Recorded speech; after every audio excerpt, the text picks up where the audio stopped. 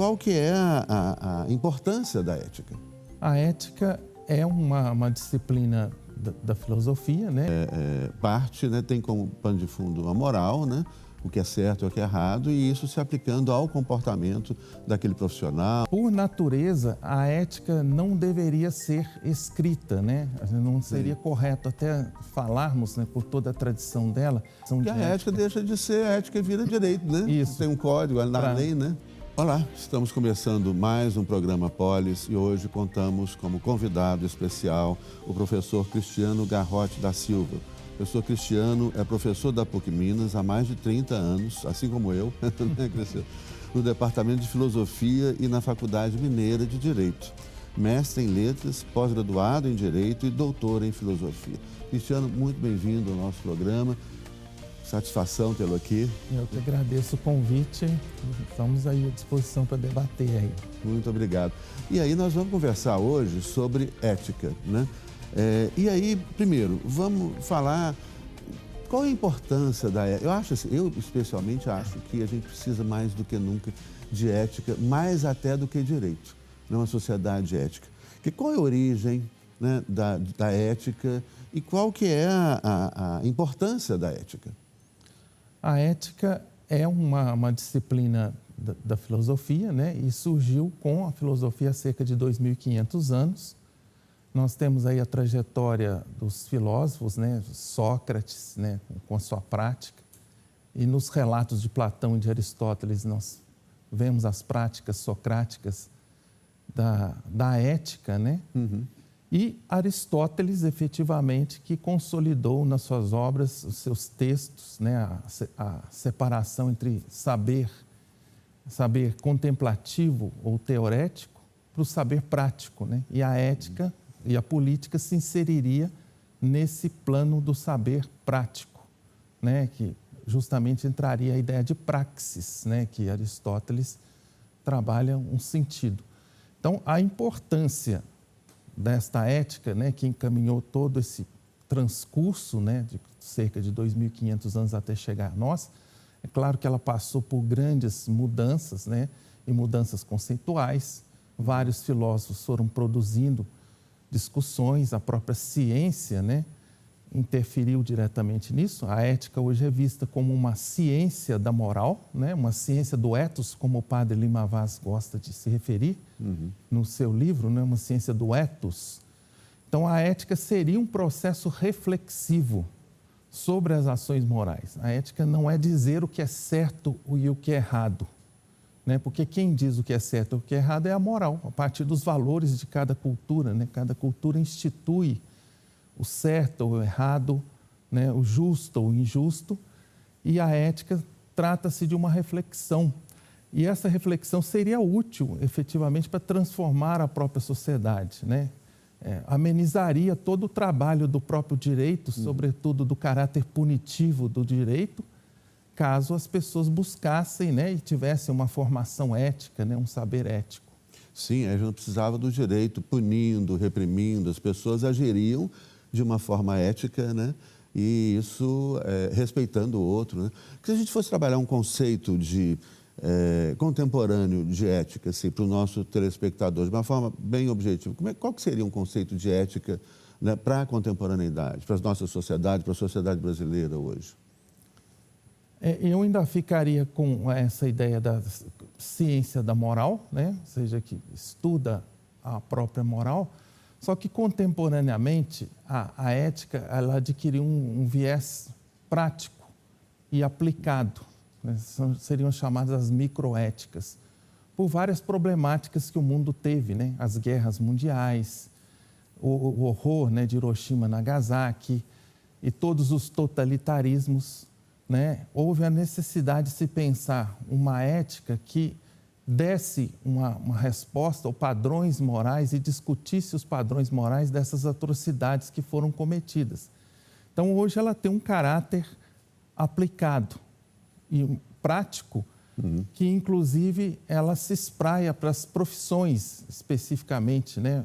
Para as atividades profissionais e para os pequenos grupos, para as organizações da sociedade, né? Da sociedade civil propriamente dita, né? A ética ela teria, então, um campo muito mais amplo, né, do que o direito, né? Mas existe, assim, você está lecionando agora, né, na Faculdade de Direito, a ética profissional, né? E aí tem um código de ética, que acho que talvez, de alguma maneira, mistura, né, a ideia de uma ética, ou seja, a pessoa agir porque ela está convencida de que aquilo é o melhor a ser feito, né, eu poderia dizer assim, e um código que está no campo do direito, onde existe, então, já... O que seria esse código de ética no campo do direito, no campo da medicina, por exemplo? E funciona? Isso tem funcionado? Sim, o nosso exemplo, né, do direito especificamente, né, são éticas que têm um caráter deontológico, né? A gente usa essa palavra deontologia, que é relativa ao dever.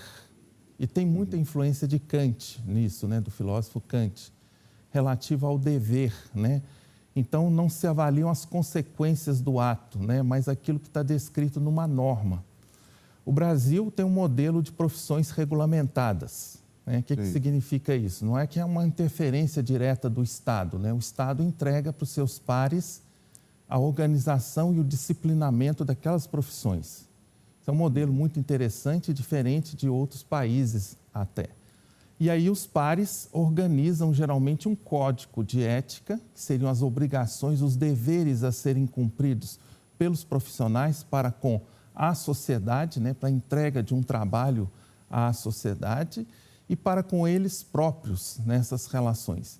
Eu acredito que nas profissões, tendo como observação direta o direito, né, que nós temos os nossos tribunais de ética, né, temos o nosso código, o poder disciplinar funciona, né? Isso efetivamente funciona e o estudante tem a condição já nas graduações, mesmo em medicina, enfermagem e no próprio direito, já de ter o contato com essas normas, né? Com essas codificações de ética, que, repito, elas têm um caráter deontológico, é um dever. Então, não pede-se para o profissional para ele decidir o que ele vai fazer ou o que ele quer fazer numa determinada circunstância, né?